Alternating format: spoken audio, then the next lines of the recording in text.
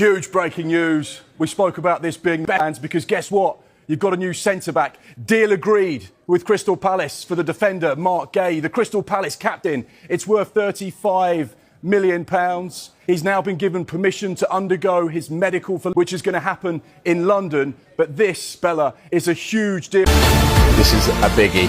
Chelsea want to sign the Crystal Palace captain and England centre-back Marc Guehi. They're looking for, you may remember, Newcastle tried desperately to sign Guehi last summer. They couldn't agree a fee with Crystal Palace, though.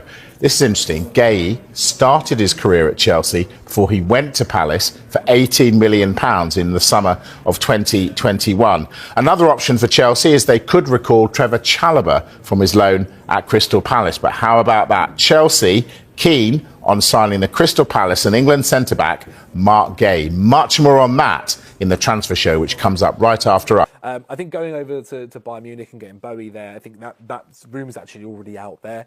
It makes a lot of sense. I also think they could go and get another centre-back for the future of Marc Guehi. So yeah, I would be looking at someone like him. To be honest, I think Palace probably need quite a few signings because they've struggled in Europe. Didn't do too well, came ninth, didn't make the top 8, and then you look at their games they've played after the European ones. I think they've lost five or six of those. So. I have to say though, I love the Brennan Johnson. Yeah, what are your thoughts on that, Luke? It's a record signing. Ambitious. He was obviously Spurs' top scorer in all competitions last season as well. Thoughts on that as a very signing? ambitious one. I think given what he did at Tottenham as well, he scored obviously the winning goal against United. I think he's obviously achieved fairly well at Tottenham.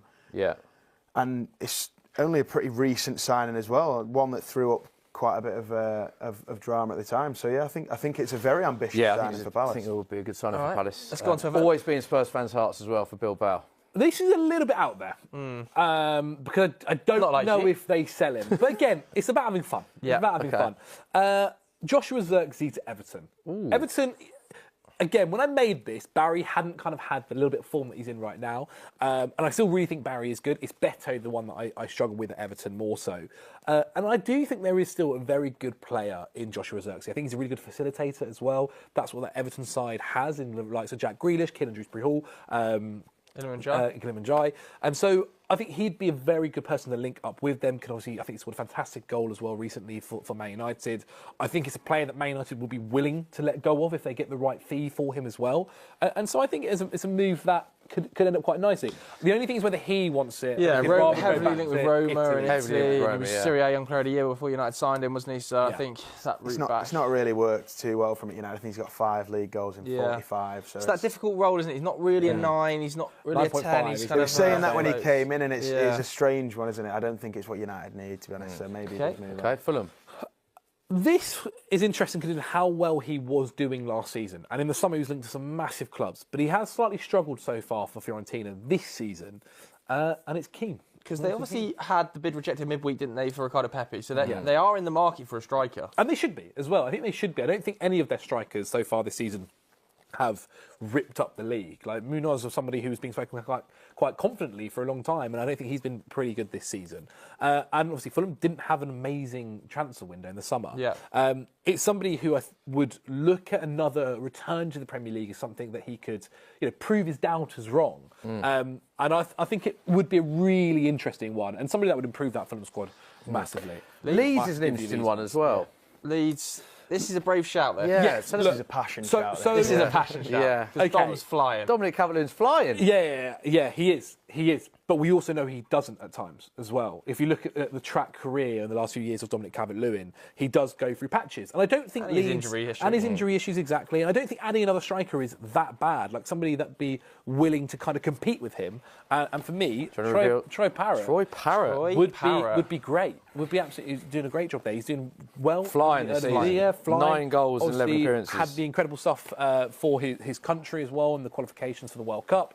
I think you'd be able to get him for a reasonable fee. I think Leeds fans, it's a move that they would look at and say the worst was to happen, they went down. He'd be a really good player. Leeds done very well this season, though, to be fair. They are flying at the moment. I can see them staying up. Just changing formation. Let's go to Liverpool. Yes. Do you want to reveal this? An obvious one? Stick it out. It is obvious. But what I'll say for this quickly is the reason they have to do it now is because if they don't do it, they don't get him in the summer. You think I think Real Madrid come calling. I think Barcelona come calling. Arsenal can come calling. City can come calling. A lot of Chelsea. options. It becomes, and especially the Real Madrid one, the Bayern Munich one. That is very tough for a player to say no to Real Madrid if that has happened. And if he's available for free, what did Real Madrid love doing? Getting free. Luke, time. where do you think he will end up? I think he will end up at Liverpool. I do think City and Arsenal have something to say about that, though, and I think this is the chance for him.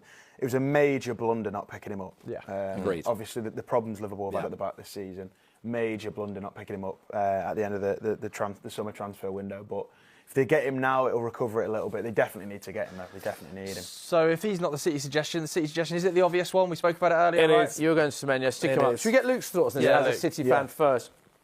It looks like this is very advanced. It's going to happen. It's just a matter of time, when, not if. Thoughts on Semenyo as a signing and what that does to the title race for you? Yeah, well, at the start of the season, there was a lot of talk about Arsenal and Liverpool being the title race, and City had a bad start. We had they've lost 2 of our first 3 games, and I think a lot of people kind of forget about that because obviously now we're 4 points off Arsenal. But when you think about the bad start, we've been pretty good since. Yeah, I think that's exactly what we need. We need just something that will strengthen us in the big moments, the big games. Doku will probably be playing on the left, so it is difficult. Doku's been so good this season, but we're going to have a lot of games. We're still, fighting on all four fronts. He will get a lot of game time, and I think it's a good sign. I think it's goals and assists guaranteed, and that's what we need in a team that no one really expected to compete for a league title. If we want to compete for a league title, that's the kind of signing I want to see in January. Chips him with a lot of numbers. I think only Haaland and Thiago have contributed to more goals this season. I think that's a massive factor. I think you make a great point about squad rotation, is that the amount of games that you'll have, they will all play at some point. And we're starting to see City pick they've got quite a few players, though. They have got a few. We're thinking about Savinho. Do you think any of them go? Injured. Because obviously Spurs are linked with Savinho, Spurs linked with Marmoush as well. Do you think any of them go? It's a really strange one. I think Oscar Bobb's now injured. He's not really done too much. Savinho's now injured, so in terms of winger options, I think we probably do need one to come in. I do think probably one of Savinho, Oscar Bobb. I mean, there was talk of Marmoush leaving. Bob's so good as well. Yeah, it's a strange one, but I'm really happy if we can. Okay, let's go to United. Look, it's being spoken about all the time, and it's a position of need. If they can go and get Carlos Baleba now in January, it'd be fantastic. We saw more links this week. Yeah, and it makes sense. It makes sense. I don't think he's the fee that he was in the summer. To be quite honest, he's not been as often used for Brighton this season, though he more recently has kind of found himself back in that starting 11. He's somebody that would genuinely improve that Man United side like that. Can play with several different players there. It's still somebody that they can look towards the summer and getting other assets around him, but he would improve United this season. Look, I think there are other issues at United, more so around the manager side, but he's a player who can be developed into one of the best. He's somebody that has so many different assets to his game. It just almost feels like it's we're going to see this signing happen eventually. Do you think the midfield area is the area United have to target in this January? Yeah, I think the midfield. Yeah, I think United have scored quite a lot of goals this season, which is what they struggled to do last season. Yeah. So I think going forward they've been pretty good, but I think, I'd say defensively, especially in midfield, I think that they're struggling, especially with Bruno Fernandes being injured. I think they've been all over the place. Mainu not getting any time at all is strange. United actually played Brighton, I believe, in the FA Cup. They do, yeah. If they lost that, they'd be on for a 40-game season, which is pretty poor, isn't it? Yeah. What are you smiling for? I knew he always does his research on Man City and Man United. Let's go to Newcastle. Newcastle suggestion, Zach? Yeah, Newcastle, I think a lot more Newcastle fans are coming around to something like this, where they want to get a bit more of a 10. They've got the wingers, but they have really robust midfielders, like Tonali, Bruno Guimaraes, of course, Joe Linton. But they're missing someone that has a little bit of that creative spark, somebody who can play in between the striker and the midfield. Like, there's a world, I guess, where Voltemada does that as well. But I think Charles Ketelaere has had a little bit of a revival at Atalanta. His career went a bit south, obviously, before. But when I saw him play against Chelsea, he was fantastic. He can also drift out wide when needed. But he can be this spark where I think he would look at a Newcastle move, a fellow Champions League club, and look at that move as a positive step, joining the Premier League as well. He's somebody who a couple of years ago was considered one of the wonder kids out there. And I think the fee, look, it might be slightly steep, but I do think it would really improve that Newcastle side. Forest? Yes, Nottingham Forest. I struggled in the fact that I think they've had some injuries at fullback, that has affected them at times this season, where they've not maybe had the adequate depth to properly cover this. This is actually the brother of Desiree Doué, who plays for PSG. He's currently at Strasbourg, Doué, a right back, really, really good, attacking right back as well. He can kind of develop that side going forward. I think it'll be a really fun move. Really Sunderland. So Sunderland, I thought back to their summer signings so far, and the ones that they've all been really, really good. They've all worked out really, really well, apart from the left winger they got from Brighton. And I thought, look, somebody who almost moved in the summer, can play on that left wing, does a really good job at it. He almost went to Fulham in the summer. It didn't happen in the end. I think he'd go to Sunderland and have a really big effect. I think he could start a decent amount of games for them. He is creative, but he's also a very, very great. He's very, very good at cutting into his right foot off that left wing and having shots at goal. And I think he'd look at the Sunderland move as a really good step towards. Interesting. He's only 19 as well, sorry, George. Very young player. Let's go on to Tottenham. The next one. Interesting. I mean, don't even talk about it. Kobe Mainu. Don't even talk about it. From Man United Keep to his Tottenham. name out your mouth, bro. Look, there's a lot.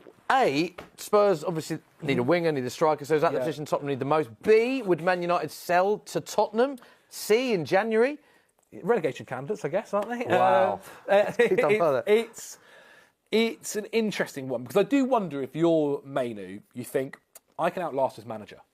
I can outlast this manager and I can be starting for Manchester United in a year's time or so.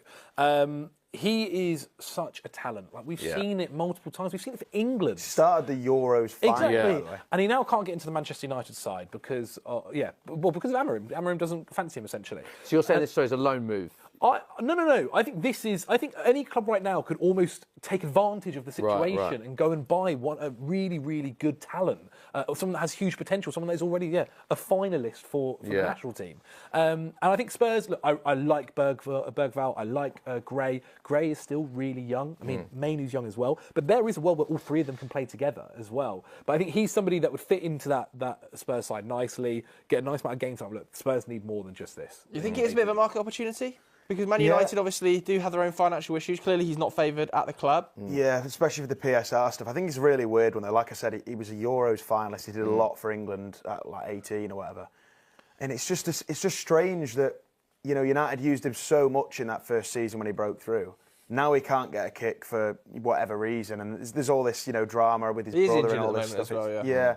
It's strange. It's strange, though. All right, let's put him down. I think he'll get a loan at the worst. Don't get me wrong, I'd love to see it at Spurs. He's got to stay, man. He has to stay. I agree. I agree. I'd love to see that at Spurs, mate. I bet you would. I'd love to see Kobe at Spurs. West Ham.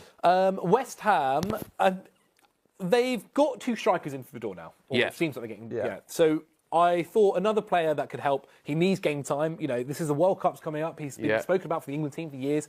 James Trafford. Good point. Look, James Trafford, I think when he joined Spurs, probably didn't know that Donnarumma was also going to be sharing the dressing room with him. Man City. That might have changed his decision if he did know that. He is, a young goalkeeper that needs game time. West Ham, I think need a new goalkeeper. I think they need a new defender. I think there's even a shout for a midfielder as well. But James Trafford, loan move for 6 months. I think that would be something. Why would you let him go, though? I feel like playing that many games. It is weird because, Pep does rate him very, very highly. And financially, it always made sense to bring him back. He did so well at Burnley last season. We'd sold him for a decent chunk, bought him back for less than double that. So we've not really shelled out a lot of money on him. I know he would have wanted to be starting the games this season. Donnarumma comes in, which he was very ambitious. We've probably got arguably the best best number 2 in world football there, which is, obviously not good for James Trafford. He's not really playing. He'll get more minutes later in the season if we can go through in the cup competitions, but that's not what he wants to be. He wants to be a number 1. I can't blame him if he wants to leave. Yeah. Do you think he will leave? I think a loan move would make a lot more sense. Having said that, I don't think Pep wants to let him go. We've got Bettinelli as a number 3. We've still got Stefan Ortega at the club, by the way, who's number 4, cast out. That's crazy. Probably looking for a move. So maybe, a team looking for a goalkeeper might go after him, to be honest. Yeah. But, I could maybe see a loan move, although I don't think Pep, the management would allow that. It's a good point you make there, Zach. When he signed, obviously he was brought in with expectation of number 1, number 1. At the time when Donnarumma wasn't there, and obviously Donnarumma then came in through the door, so slightly unfortunate When for he James. joined City in the summer, I genuinely reckon he thought he had a good chance of possibly being in that England World Cup squad. Finally, Wolves. Wolves, everywhere. goalkeeper, defender, midfielder, forward. Marcus Edwards isn't really playing at Burnley that much. Somebody